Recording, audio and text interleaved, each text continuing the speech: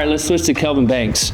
Again, I was talking to Pugh and AQ. They think it's up to he and Will Campbell, but if from a strength standpoint, from a size standpoint, from a kind of ceiling, like who has the biggest ceiling, they both said Banks would probably be the first tackle off the board. This dude,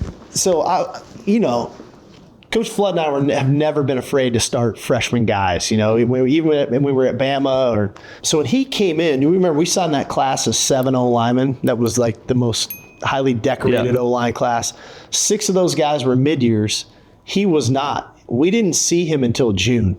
Oh, he didn't come in early? He was not an early guy. And from day one, you're like, he's different. He's wired different. He's made up of the right stuff. He's got all the right intangibles. He's serious. He knows how to deal with adversity. He never gets too high. He never gets too low. He's poised. He's composed. He's got the measurables. Week 2, we play Bama. This guy's a true freshman starting at left tackle. And here's Will Anderson and Dallas Turner. Yeah, right. These 2 dudes he's got to block. 2 very productive players. And he has a phenomenal game.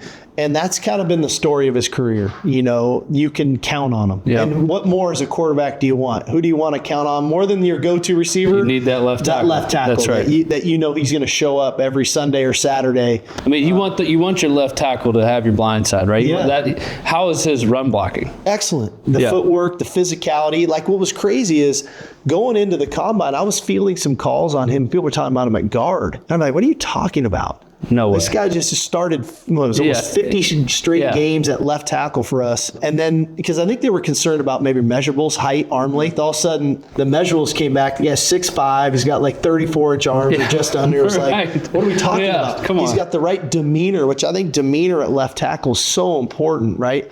That he's non-emotional. He stays focused. But confident. There's physicality there. So that dude's prime and for us, that's a huge deal.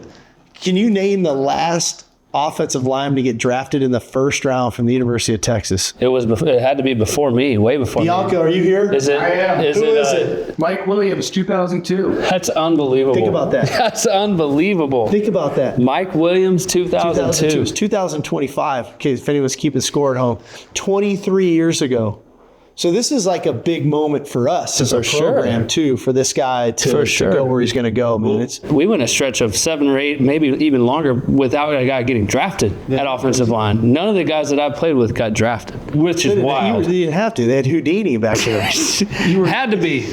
But, Kelvin Banks is a stud. Let's keep talking about these offensive linemen. Cam Williams. Yeah. You got Jake Majors. Yeah. You got these guys that are just, have played so much football. If I'm a general manager, I'm looking at that. Like, they've played, outside of Kelvin Banks getting hurt for the SEC championship game or whatever, he had ankle or knee, I don't even remember. These guys are ballers. Yeah. Jake Major's incredible, right? 4-year starter for us. I think he started the bowl game the year before we got here. Yeah, that's crazy. Cerebral, tough, made of a center's supposed to be, right? Yes. Makes all the calls. The guy's incredible. Flood did an awesome job with Jake. So I think he's going to go higher than people probably think. Yep. And he's going to be one of those guys that this class is going to be one that I think people talk about that gets drafted out of Texas. People might not talk about Jake Majors as one of the guys in this class because of the potential first round picks and whatnot. Inevitably, he might be the guy that plays the longest because he's just, how those centers go. Yeah. They just get in the league and they're smart. They know how to use leverage. And if you're smart, if you can play with leverage, and you make the right calls. You get, you're the communicator. Yeah. For everybody, you're seeing all different looks. That's right. You need just a sound sort of. He touches the ball every play. Yeah. Right. Left tackle is very valuable in the NFL, and you want that guy. But if I'm building my team, I don't know that I go out and have to have the Trent Williams or the stars at I want a good interior. That's what this game is all about. They're putting Micah Parsons and these guys and lining them up over guards and centers, and where are we sliding and identifying who are we identifying. Yeah, look at the Eagles. Exactly. Front, man, so interior guys are important. A good center is hard to come by. I know. So pumped about him.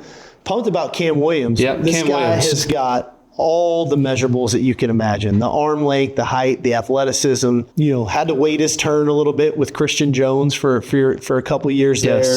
And huge upside. He's the one guy that you could say is maybe a little inexperienced because he's 16 starts in college? Yeah, really 1 year starter. Yeah. He started a game for Christian a year ago and then got injured one game this year, so 15 starts. But I think he's only going to continue to kind of go on the rise of what he's got because the physical attributes are pretty incredible. What about Hayden Connor? He's back to the blue collar guy.